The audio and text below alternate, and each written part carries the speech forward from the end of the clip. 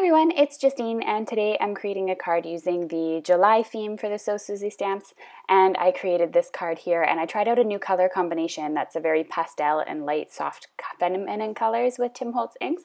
So I started off with a card base. It measures 11 by 4¼ inches, and I grabbed my stencil here from Tim Holtz. I love this Splatter stencil. You've seen me use it a bunch of times before, but I just really can't get enough of it.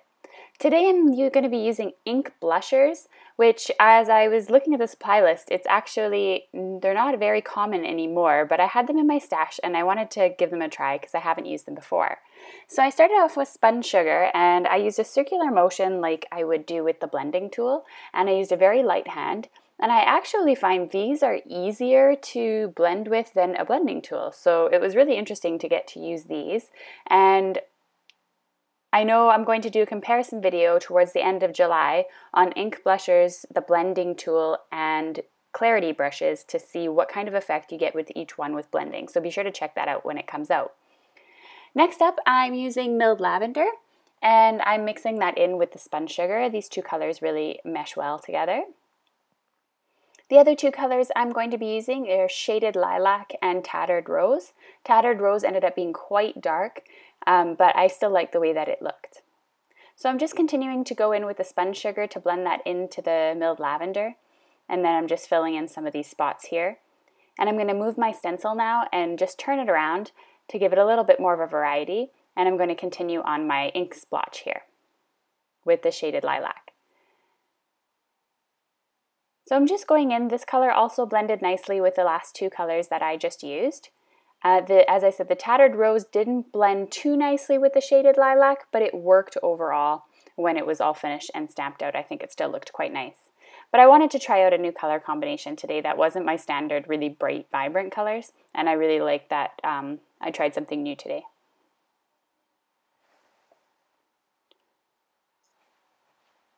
So once that was over with, I pulled off the stencil and then I got ready to do some stamping.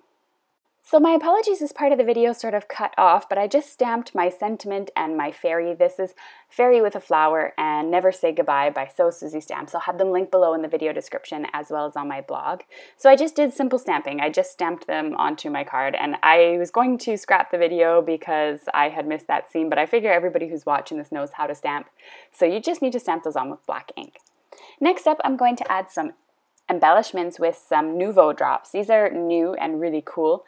These are enamel dots in a tube, so they're a lot more economical than buying them already made on a sheet, because I know those can run between $3 and $5 for a few of them, where this is a whole tube full of them and you just apply them directly onto your card. I find you just squeeze a little bit, it comes out in a circular already. There really was no practice involved for me, but if you feel a little bit nervous about using them, you can also put them on a piece of plastic or acetate, and then you can attach them with a glue dot later. If you put them directly on your card, they'll adhere to the card naturally. And you can see the 3D effect it gives. It only takes a couple minutes to dry as well. If you're interested, all the supplies used are listed below in the video description or on my blog.